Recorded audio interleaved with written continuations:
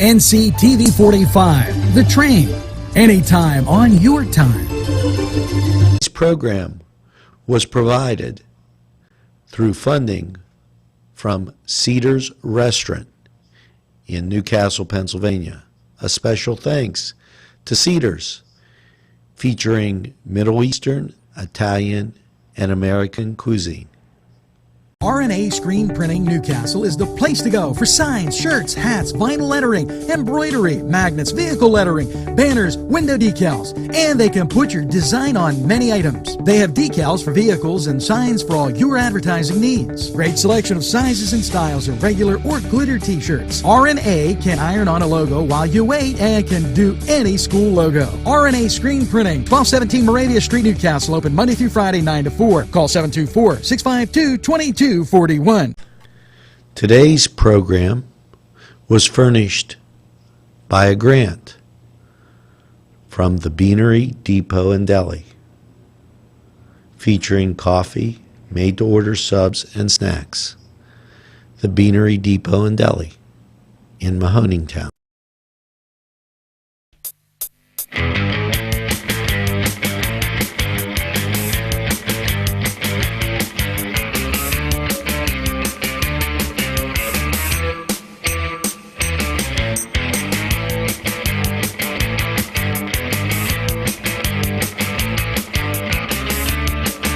Sports Corner, everybody.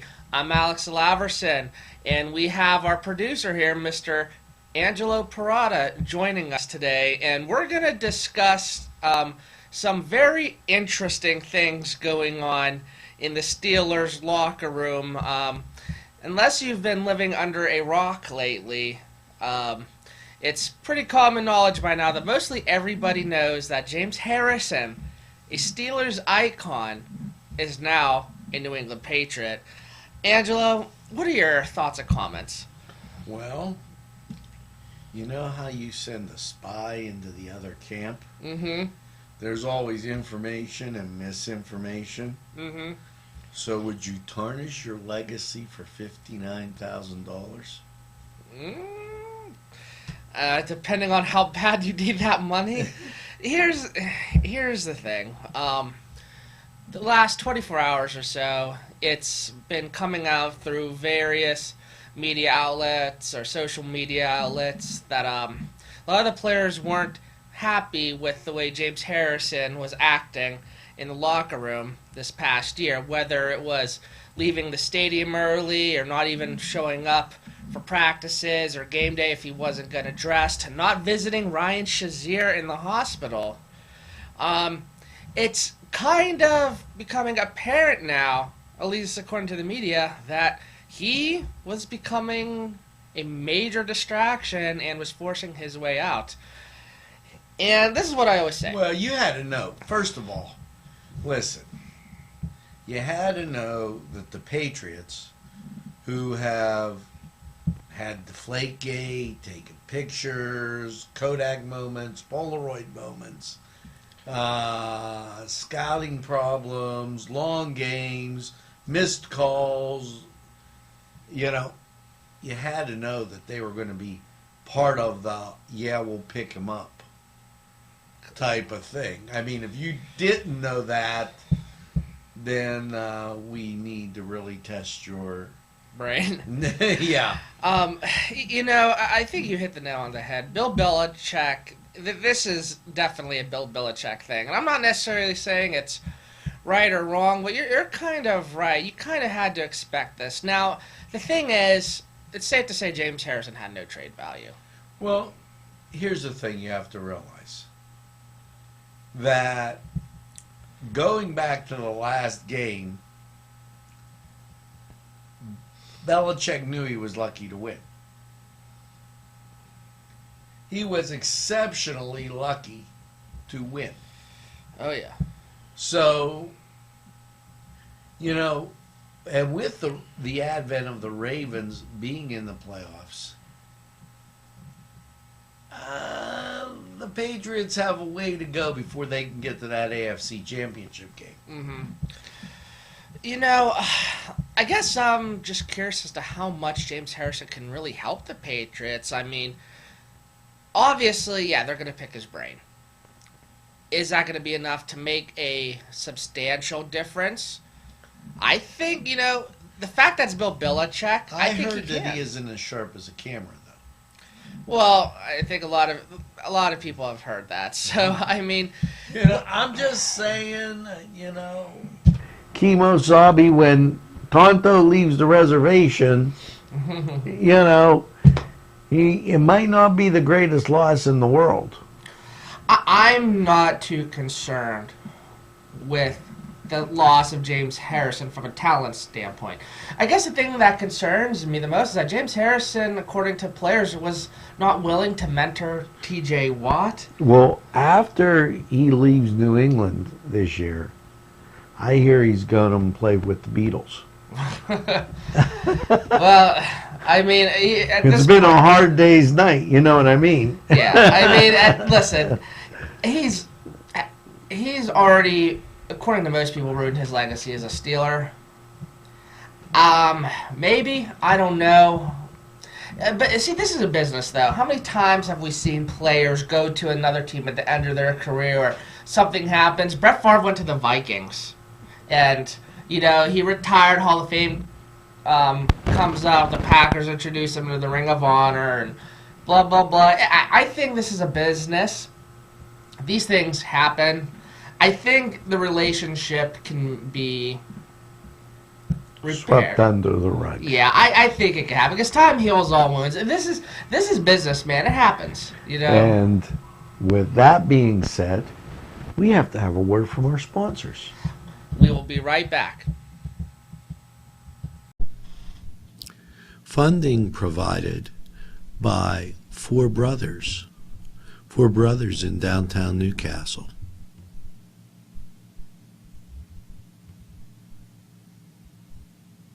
This program furnished by the MAD Unit, Mobile Auto Detailing. See Michael Sad at themadunit.com. Funding provided by Main Street Clothiers and Tailors, Washington Street, Newcastle. Welcome back to the Cedars Sports Corner, everybody. We're going to stay along the lines of football, but we're going to talk about kind of a shocking development in that the NFL has canceled the last Sunday night football game of the season. Maybe not so shocking to people such as our own Angelo Parada, but why don't you tell us why? They're overdoing their market. They're saturating their market. They're drowning themselves. They've cheapened their product, and they've caused a lot of disarray in a season. The kneeling incident, wrong. Burn. That isn't the place to protest. Anybody else protests at work, they get fired. Mm-hmm. Okay. Number two, if you take a look at football, which I dearly love, it is on Monday night. Okay, you might get a break on Tuesday, but in some strange corners of the world, people have come up with Wednesday night football. Like Idaho's playing Montana State extension, Mm-hmm. and it'll be on.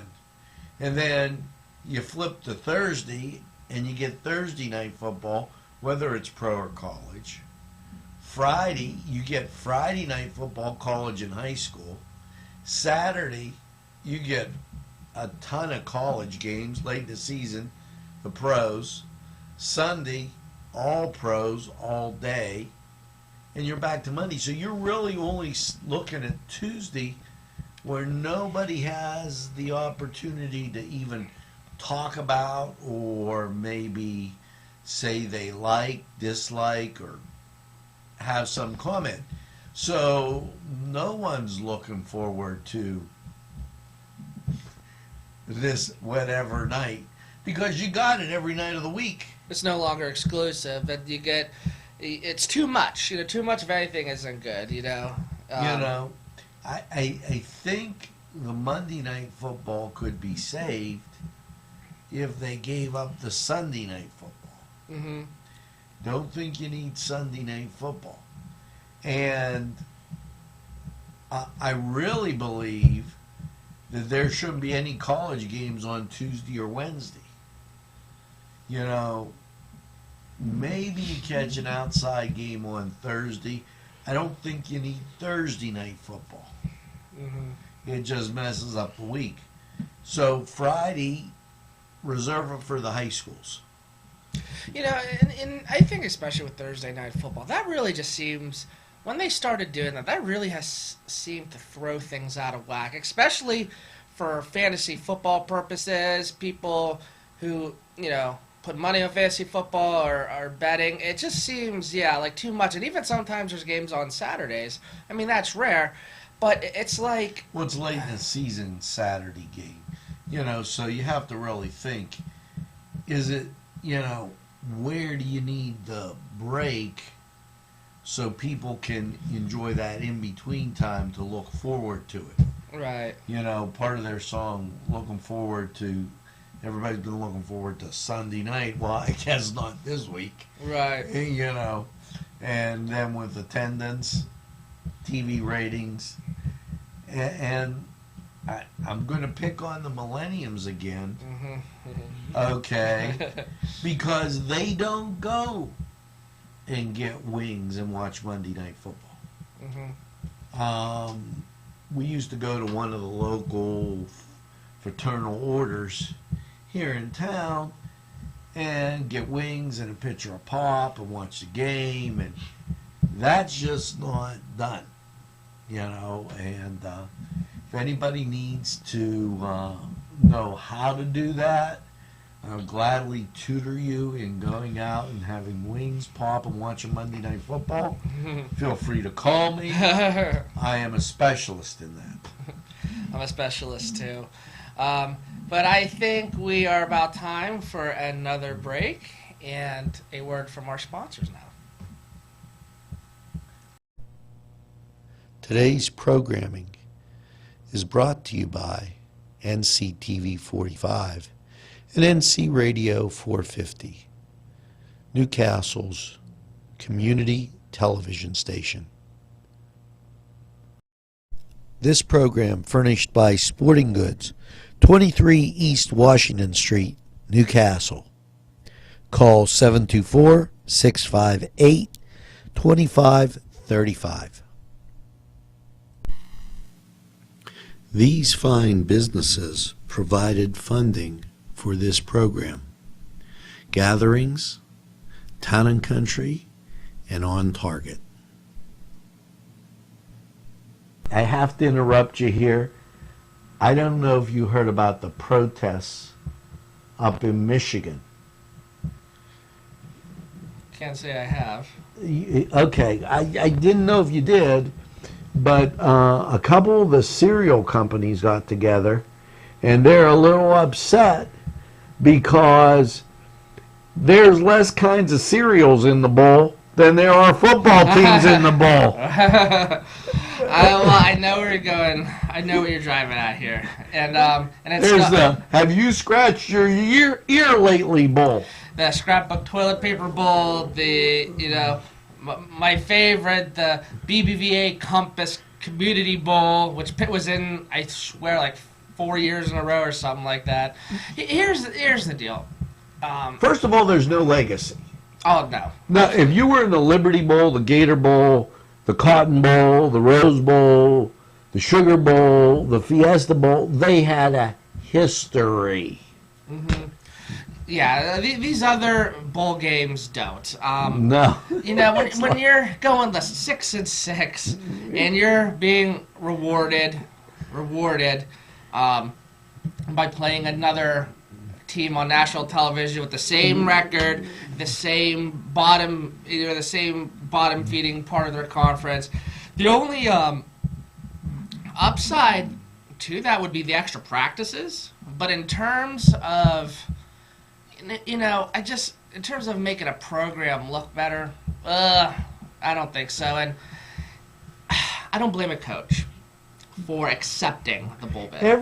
every major city should have a bowl. They should sign an agreement right now that in Pittsburgh, if Pitt and West Virginia don't make a bowl, which West Virginia got their head handed to them, we'll play the Western Pennsylvania West Virginia Bowl backyard brawl in Pittsburgh. Yeah, well, that's an. Yeah. Okay, I mean, I would rather see something that looked like it was going to be okay than something that's just helter skelter. Now, nobody really cares about Penn State playing Washington. No. I mean, that's just like Notre Dame's taking their people from South Bend down to play LSU in Florida. And I don't think LSU has that big of a following outside of LSU.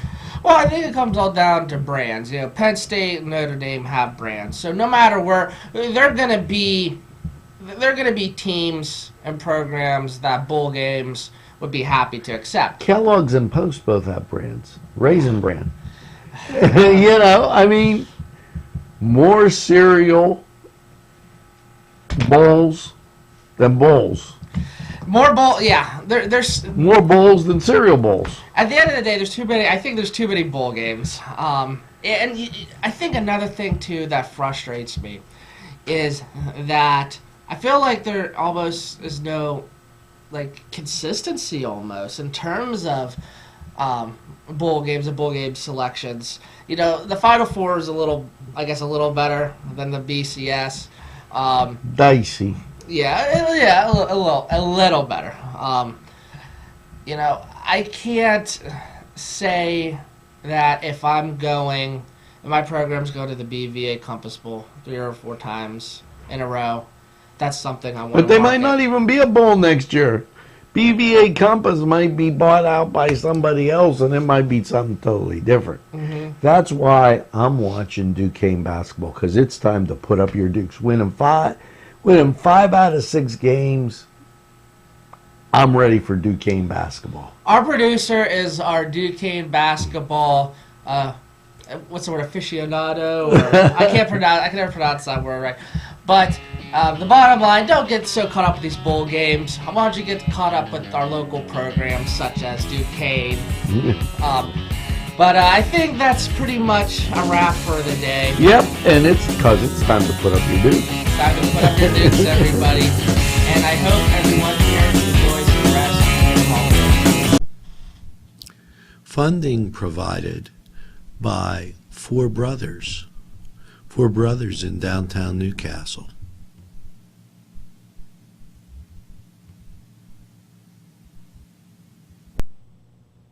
A special thanks to the YMCA for caring about the Lawrence County community and providing funding for this program.